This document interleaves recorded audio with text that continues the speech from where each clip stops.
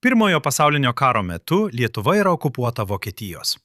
Šalyje veikia vokiečių karinė valdžia. Politiniai sprendimai priklauso nelietuviams.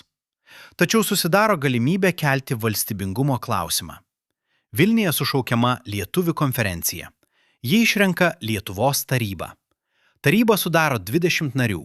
Jos tikslas – atkurti nepriklausomą valstybę. Lietuvos taryba ieško politinio sprendimo, derasi su Vokietijos valdžia. 1917 m. gruodžio 11 d. priimamas pareiškimas su ryšiais su Vokietija. Šis sprendimas netenkina visų tarybos narių. 1918 m. vasario 16 d. priimamas naujas sprendimas. Paskelbiamas nepriklausomybės aktas. Lietuva skelbiama nepriklausoma valstybė. Jie atsiskiria nuo visų buvusių valstybinių ryšių. Aktą pasirašo visi 20 Lietuvos tarybos narių. Tai teisinis valstybės pagrindas. Jis pats nepriklausomybės dar neužtikrina.